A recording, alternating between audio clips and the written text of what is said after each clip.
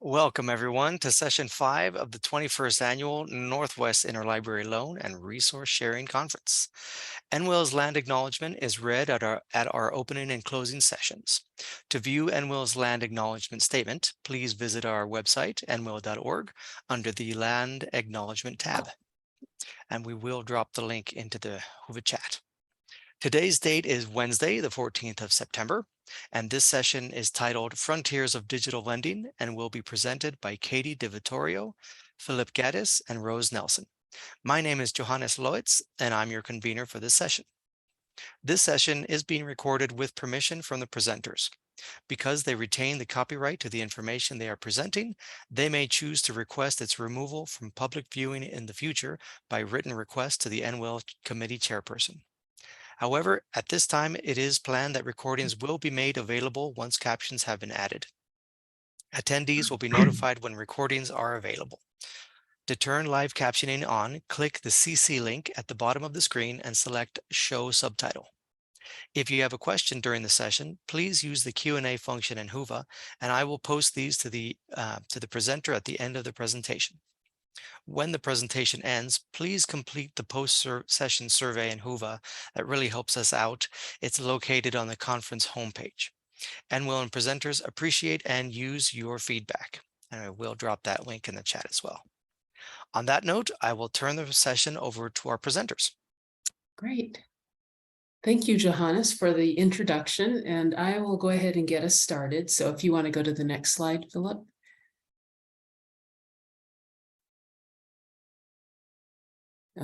There we go.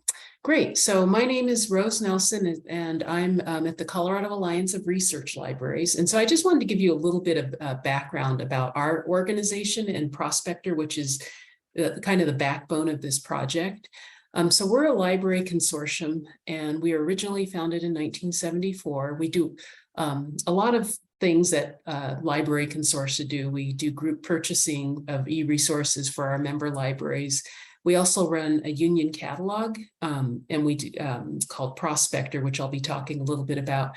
And we also do some software development. We originally developed the system called Gold Rush, which is an electronic resource management system. And then since then, we've actually added on to that and added some analytics so that, for analyzing your library collection and comparing it to like other libraries within your consortium.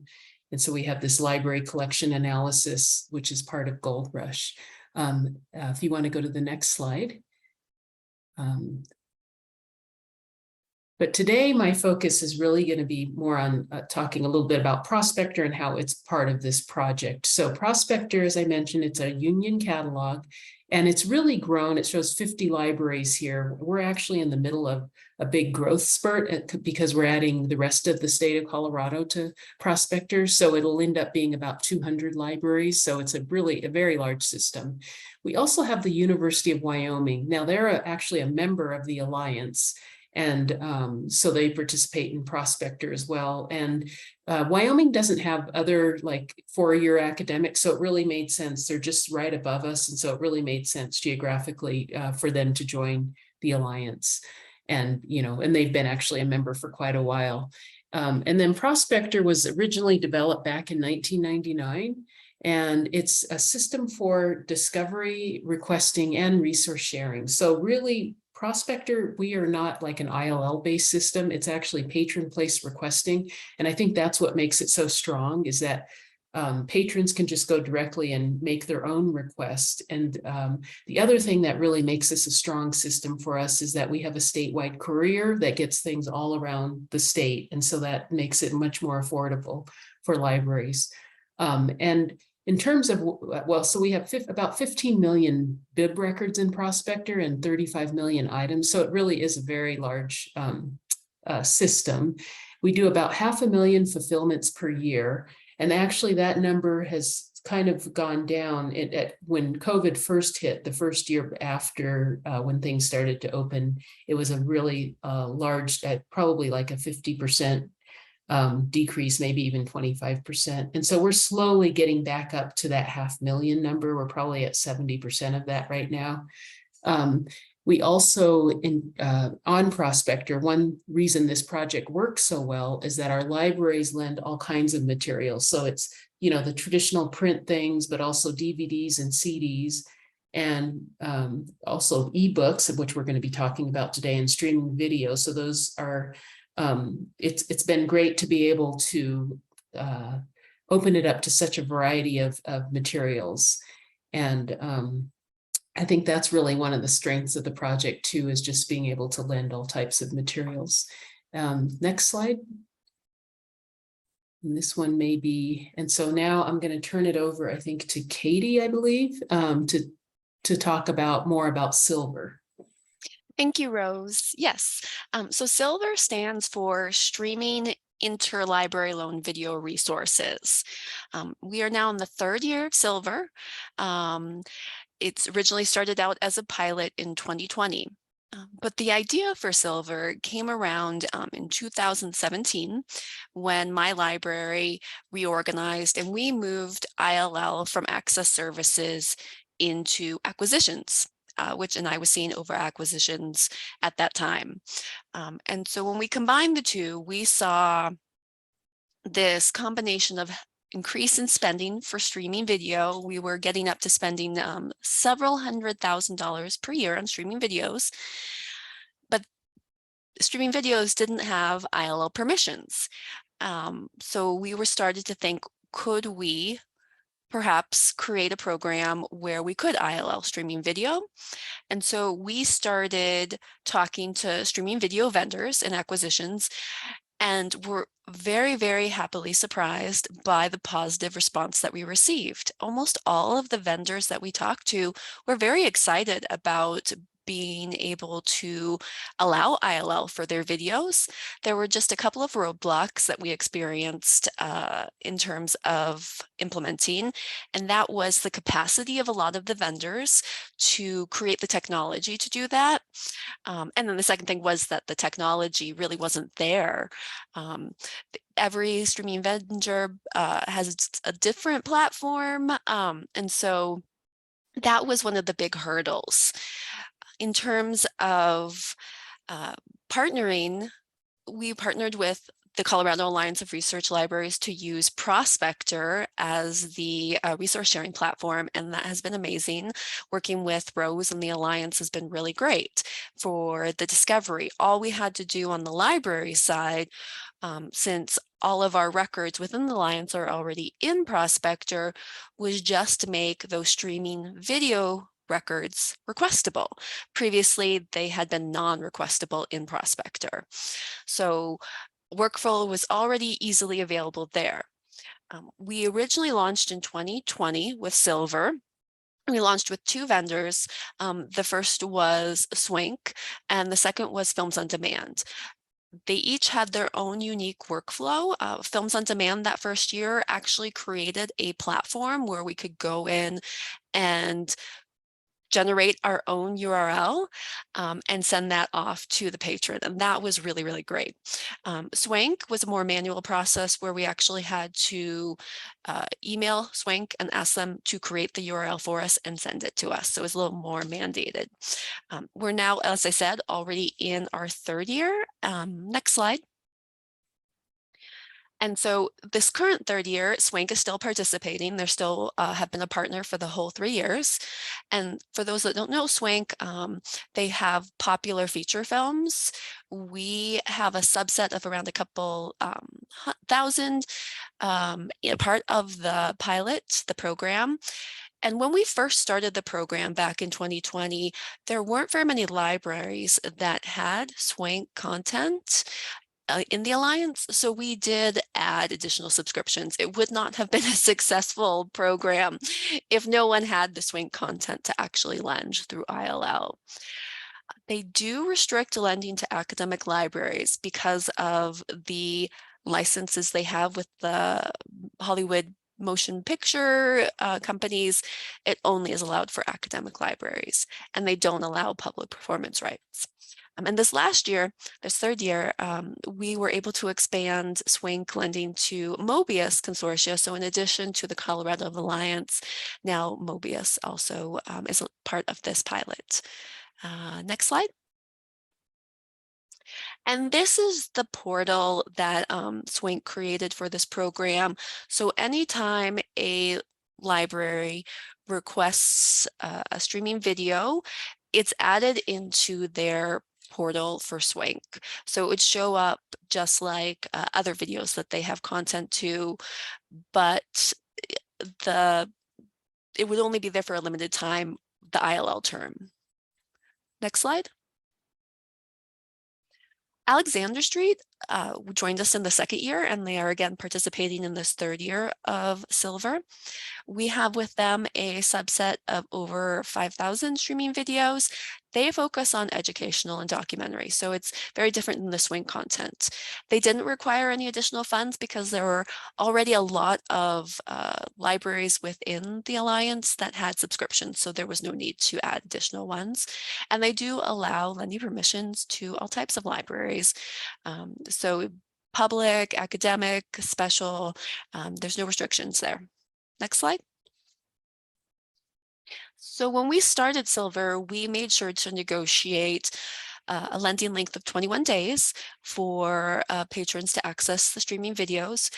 We did not allow renewals. We wanted patrons to go in and re-request. And then it was really important to us that the lending library would maintain access to the streaming video during the loan period. So this would be more similar to if you're loaning an ebook where you still keep access versus like if you're loaning a DVD or something print where you lose access.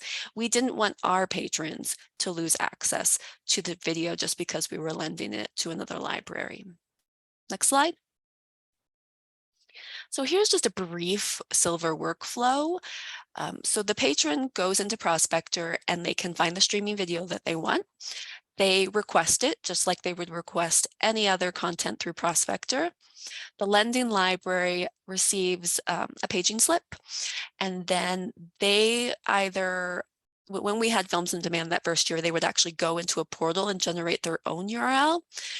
Now with both SWANK and Alexander Street, it's more manual. We contact the vendor and they send us the URL, the 21-day URL, and they send it off to the borrowing library, who sends it off to their patron, and it will stay there for 21 days, and then it automatically expires. And there is like a information that the patron will see that shows the expiration date on the video.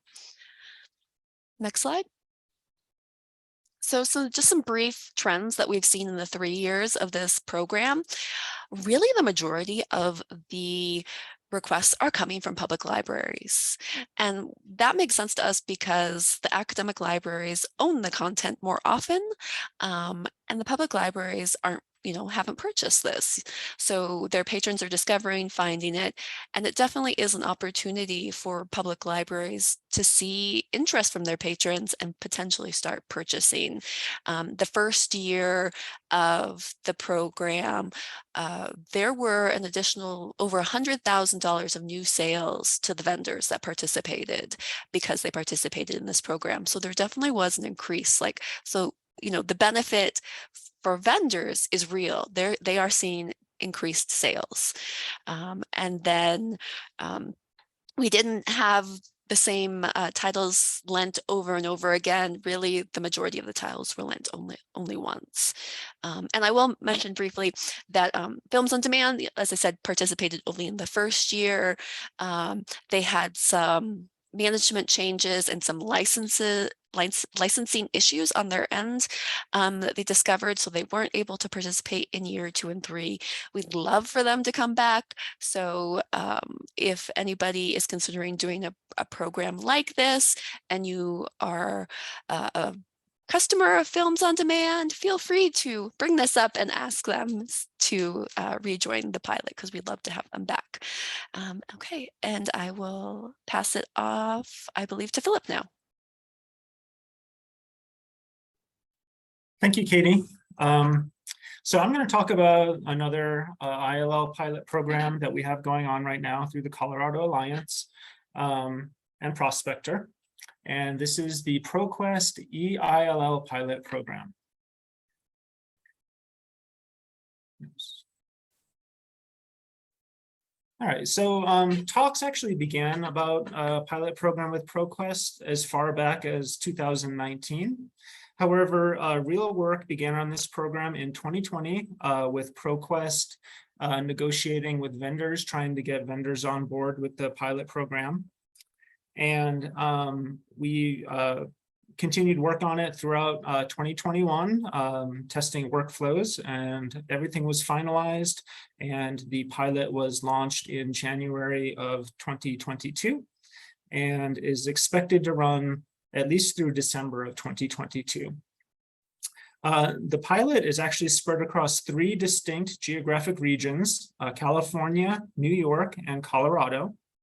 And it works similar to SILLVR in many ways.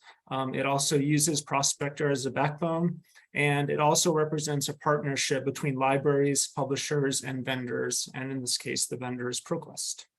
And this is the first of its kind full ebook ILL program via an aggregator like Proquest.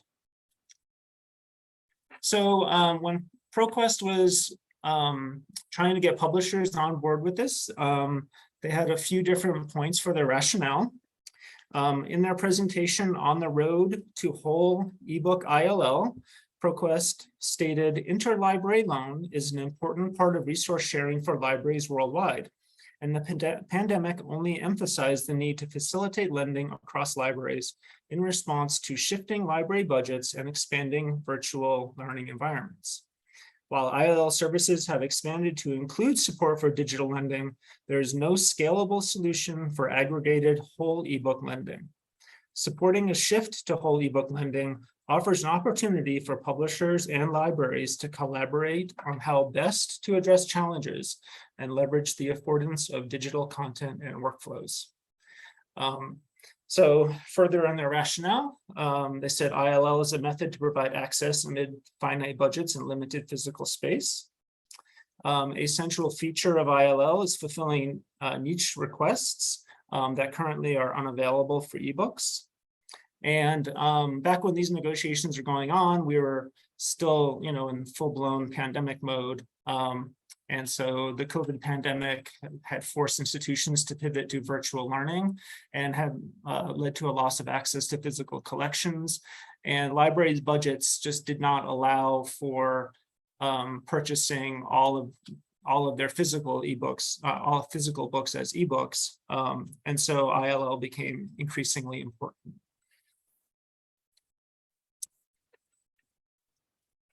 So as far as what is lendable in the EILL pilot program, there's over 210,000 ebook titles, and it's from 6 participating publishers, including Brill, Bloomsbury, Duke University Press, New York University Press, Oxford University Press, and Taylor and Francis.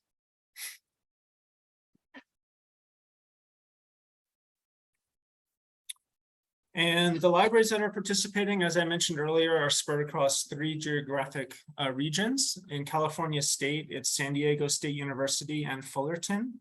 In New York State, it's the SUNY system, New York University, and the New School.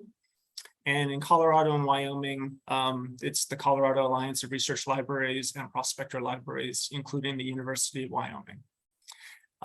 So a limitation of this pilot is that cohort libraries can lend only to other libraries within their regional cohort.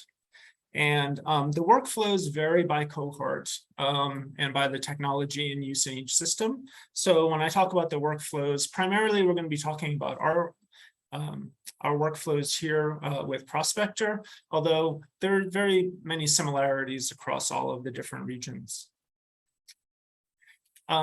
So the ILL terms for this pilot are that loaned ebooks must be owned by the lending libraries. And so that means no DDA content or subscription content is eligible. And lendable copies are based on how many licenses or basically user accesses a library has. So if you own a 3-user license and you loan a copy of the book, you'll have 2 remaining licenses for your own patrons during the duration of the loan. And if you only have a one user license and you lend it, that means that your patrons are not able to access the book until the loan expires. And if it's an unlimited license, then you can lend the ebook unlimited times. The books are loaned for 2 weeks, and just like in SILLVR, there's no renewals, but titles may be re-requested once the loan expires. And during the loan, books may be downloaded, but downloaded books will still require digital rights management software, in this case, Adobe Digital Editions, to access offline. And anything that's downloaded will automatically expire the day that the loan ends. All right, so this is just a general workflow that patrons would find the eligible ILL titles in the local discovery system. The patron would request the ebook as an ILL. The lending library receives the ILL request, and then using libcentral, we can create a time-limited URL to share with the borrowing library. The lending library loses access for one concurrent access during the EILL period, as I had just explained. The borrowing patron receives the EILL URL and has access to the ebook for 2 weeks via ebook central. And then after 2 weeks, the ILL automatically expires and the lending library gets their license back. And I'm just going to do a short demonstration of how this looks in Prospector. So as we had mentioned, Prospector is the union catalog, and so all of the libraries share their holdings here. And let's see. When we were setting this up, in addition to making records requestable in Prospector, we also added some keywords to make them searchable. And so for SILLVR, we added the keyword SILLVR to all records that are eligible. And if we just do a search for that, you can see that we find about 7,000 items come up. In addition to the keyword SILLVR, we also added the vendor as a keyword. So you can narrow it down to just Alexander Street content by adding the vendor's name in there. Then you can see that's about 5,500 titles. And in addition to that, you can still use all of like your normal keywords that you would use. For example, let's say that you are looking for educational material. You can put in keywords such as education, and that narrows it down to about 3,500. Most of Alexander Street's content is educational, so that's not surprising that there's so many, but you can continue to refine it. Let's say that you're looking for science education. There you get down to 400, slightly more manageable. And let's say that what you really wanted is some information on doing scientific experiments in education. And that brings it down to about 37. And if you scroll through the list, you can see that the keywords are represented there, chemistry, experiments, and so forth. And so likewise, for the SWANK content, we did a very similar thing. We added SWANK to the SWANK records. And so if we just search for that, you can see that there's about 1,300 SWANK titles in our system. And again, you could narrow it down. Let's say that you are looking for a comedy film. That narrows it down to about 24. You could also, rather than look for a genre, you could look for a studio, such as Disney. And there you have like all of the Disney content that's available through SWANK. And you could look for a specific film as well. And here's Black Panther. You can see it's requestable. These other videos that come up, if you were to just take a look at them, you can see that the phrase Black Panther does appear in the record. So that's why that one is coming up. And I just want to point out, as Katie mentioned, the SWANK videos are only requestable by academic libraries. So we added a note to all of the SWANK records that the streaming video is only available to academic library patrons. just so that public library patrons aren't terribly disappointed if they place a request and it ends up getting canceled. And then very similar to the SILLVR content, we added Proquest EILL as a keyword for the Proquest ebook pilot. And you can see if you just put in Proquest E-ILL, it comes up with about 5,400 items. And just like the other content, you could narrow it down by, oops, helps if you spell things correctly.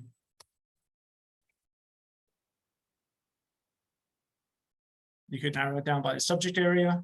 You can see you get about 134 items under anthropology. Let's just say that we wanted to refine it more and we were just looking for anthropological content on Native Americans. You get one. So it's possible to get very granular with your searching. And likewise, let's say that you only know partially what you're looking for. I'm looking for a book. I think the author's name is James, and it has something to do with language. And you can see that it finds the keywords, and here's the book that I was looking for. Speak Not, Empire, Identity, and the Politics of Language. If I wanted to request this book, I would just click on the request button. I would choose my library. In this case, I'm going to be a Denver Public Library patron.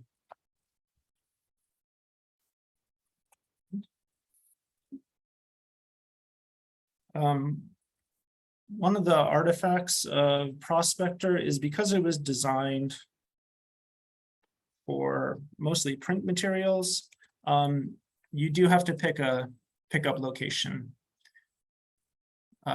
even for an electronic item. Oops, let me try that again.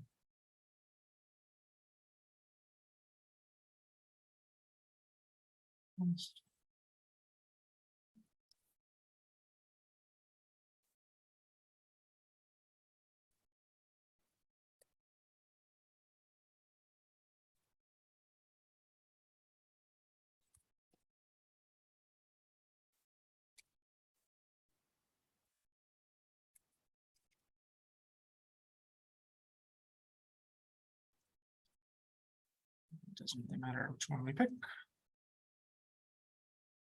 Well, I'm having some library card issues here, but I think that the process is fairly clear. Once you place your request, you'll get a message that your request is placed successfully. And I'm just going to bounce back here to the presentation. A Prospector paging slip is sent to the lending library, and it contains the information about the request, the patron information, and the institution that is requesting it. Once the lending library has that information, we're able to go into Proquest's Lib Central, and you search for the book. And under the book details, it tells you how many licenses you own and whether the item is eligible for interlibrary loan. And there's a link right here where you can generate the ILL URL. When you click on that link, you have to select the requesting library. And this is for statistics from Proquest side. The actual URL is agnostic as far as who's requesting it. This is just so that Proquest can keep stats. And then once you've generated your URL, we put together an email to the patron's library, the borrowing library, as we call it, with the information about the title, the patron, the URL, and the expiration date. And then the borrowing library will then send that on to their patron. And I believe now I'm going to hand it back to Rose. Yes, yeah, and I'll just give a brief update on our statistics this far since we've started the pilot. So really, the stats go from January to July of this year. So 56 titles were requested, and I realize that's a low number. I think part of it is that, just starting a new project. It's a variety of subject areas, again, STEM, history, and all the various ones you can see here. 77 minutes was the longest time spent in a book. And then, we had a lot of other shorter times. Multiple publishers, but Taylor and Francis seemed to be the one that was accessed the most. Next slide. And then in terms of the titles that were accessed, so I mentioned 56, actually only of those accessed, of those requested, 59% were accessed and actually 41% weren't accessed. And I think this really mimics what happens in libraries too. I mean, the hold shelf, where a lot of times people place requests, the item comes in and then they just never pick it up. And so we're actually seeing that in the digital world too.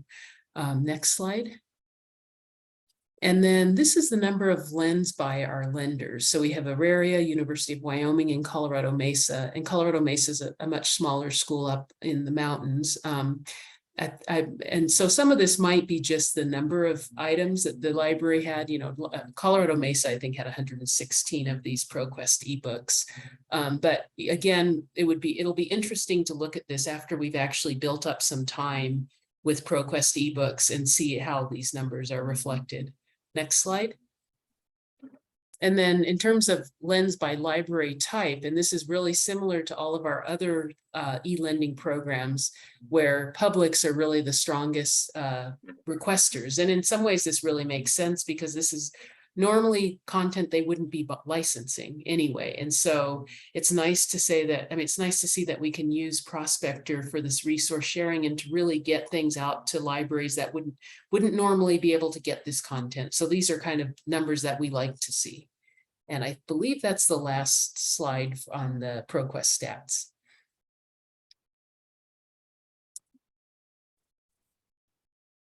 And so in terms of takeaways and conclusions, and we all can kind of jump in on this one. I will just talk a little bit about discovery to start off, because that's something that, since I manage Prospector, one thing I think to think about if you're going to do a project like this is really how are those resources discovered? And I think one actual limitation we have in a way is through Prospector, because it's such a large catalog. Like I mentioned, there's 15 million records, bib records, and like 30 something items.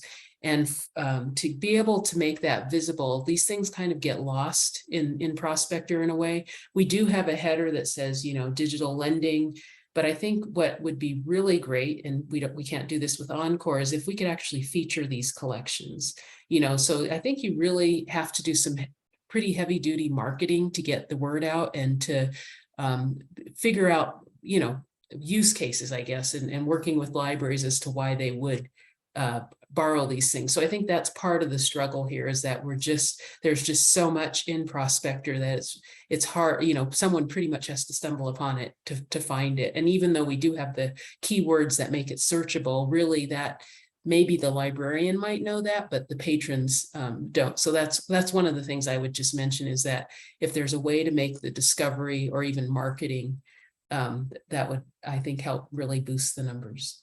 And I'll let Katie and Philip jump in on the other takeaways.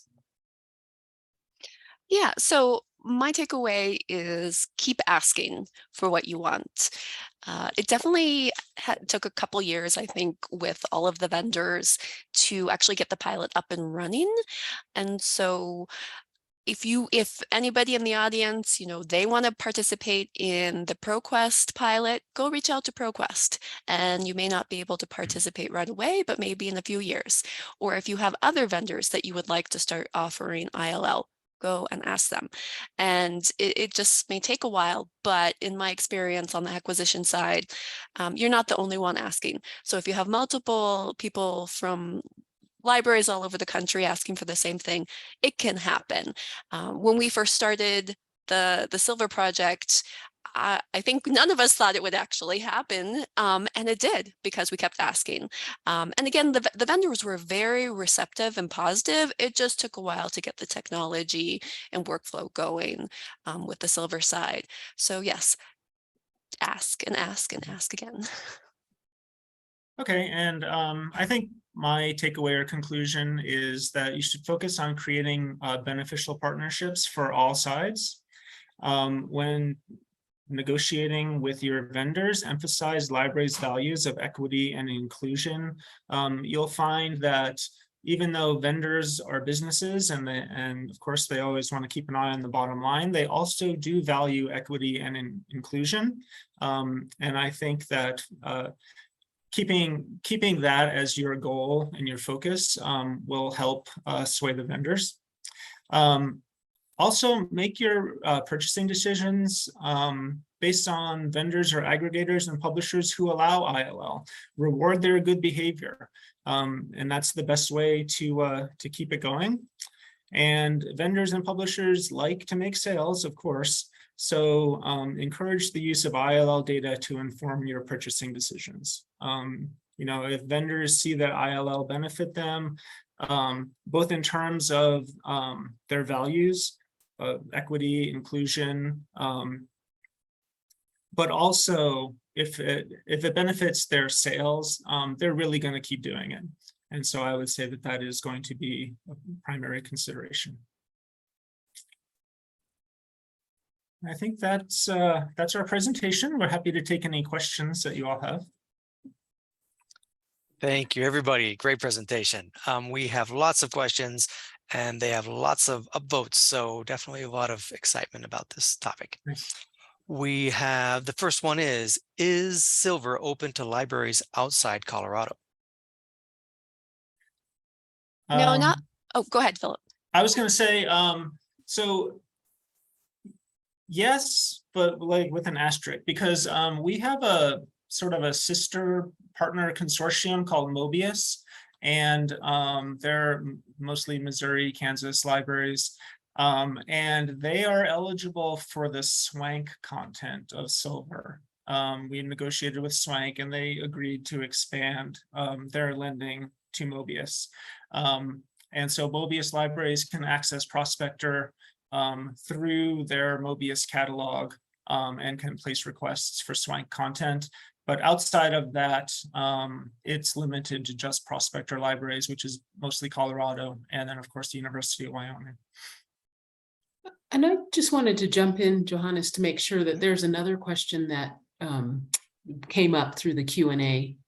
I don't know if you see that there. For SILLVR, how long does it take for patron request from patron request to them actually getting the 21-day URL? And I thought maybe I'd give that to Philip just because you actually produce those URLs.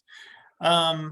So it takes, usually if a request comes in, let's say like during the week, and it can often be the very next day that we get the URL from the vendor, and then we send that immediately to the borrowing library, and then however long it takes them to send to their patrons. So I would say usually 24 to 48 hours. If a request comes in over the weekend, that's going to just add a little bit of extra time to it. So, you know, I would say, but usually no longer than 3 or 4 days would be like the longest. Thank you. And go ahead, please. Yeah, I'd like to go back to the first question, just to say that currently it's only Prospector and Mobius. We always hope to expand in the future to allow SILLVR to, lend out maybe nationwide. That's always been one of our goals. We just haven't gotten there yet. All right, thank you. And thank you, Rose, for noticing that question. All right, next question. Do you also use WorldCat to request items, or do you just use Prospector and SILLVR? We actually do not use WorldCat for this. I mean, primarily, I'm really even unsure whether our streaming video content which shows up in WorldCat, and I think that discovery there is more difficult. And it would only be requestable through Prospector anyway, so going through WorldCat would be a step removed from the process, I think. But we do lend other ebooks through Iliad. that are not part of this program, and other ebooks through Prospector that are not a part of this program. So Springer ebooks, we have full ILL, Elsevier, and then we also have Occam's Reader, and we do some full ebooks. So this Proquest ebook is actually just one new pilot that we're doing.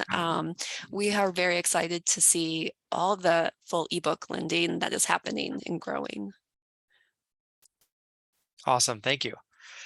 Is there a cost to the EILL program? At this time, there is no cost. Whether in the future there's going to be a cost is one of those questions that Proquest is wrestling with about how to make this a sustainable practice. But during the pilot, there's no cost at all. Thank you. Do your patrons use separate requesting platforms for Prospector and ILL requests, or have you unified the process? If it's unified, what do you use? So ILL and Prospector are generally separate. So we use Iliad for ILL requests, and Prospector. Prospector is another resource sharing option that Colorado libraries have, and probably should be their first course for looking for borrowing materials. All right, thanks. Mm-hmm. Can an individual library join your pilot or a consortium? It's another good question. Right now, okay, as far as SILLVR goes, you'd have to be one of the Prospector libraries, I think, to participate in that. We had talked about potentially having Mobius libraries be lenders, but I think we decided against that for the time being. And as far as the Proquest pilot, I think it's basically being controlled by Proquest, so you'd have to talk to them. But I'm fairly certain that for the pilot program, you would have to be at least in the geographic region of one of the cohorts to participate. Like we could add additional lenders from Colorado, that wouldn't be a problem, but adding somebody outside of the state to this pilot program would probably not work. So ever the optimist Okay. that I am, one thing that comes to mind is Prospector, connects with Mobius. If there's another consortia out there that is interested in that same type of connectivity, talk to Rose, for being able to have that as a potential SILLVR option in the future. So Melissa, who asked this question, is saying in the chat that they meant the pilot that they were referring to was the Proquest pilot. Yeah, I would say if you're not in one of the cohort regions, that at this time, there's not really a way to join the pilot. But if you have a relationship with Proquest, it would be a great question for them. Because I know Proquest has their eye on scaling this into a nationwide system. I don't know that we have the answer as to how that's going to look or how that's going to happen. But if you're interested in getting involved, definitely communicate with Proquest. Let them know that you're interested in participating in the EILL program, and yeah, take it from there with them. And a bit of a related question in the last 2 minutes that we have: why is lending limited to those regions for the pilot? That's another good question that maybe Proquest would be able to answer better than we can. I think what they wanted to do is make this seem like a safe pilot for the publishers. So that way it's not too large of a pilot program. We're not just sending their ebooks all over the country. I think Proquest is just gathering data at this point. And so they picked 3 regions that they were familiar with and that they have a relationship with and who were interested in participating. As I mentioned earlier, we started talking, well, really Katie started talking with Proquest about ILL of ebooks back in 2019.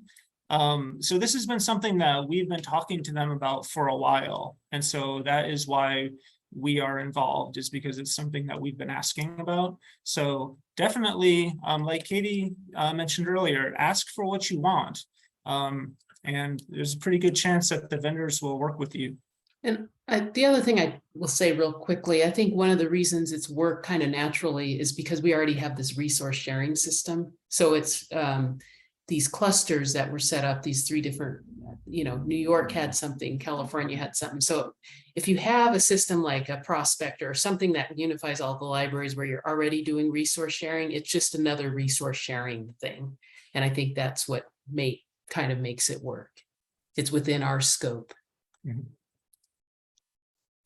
Well, thank you very much for your presentation. I appreciate it. I appreciate all the questions.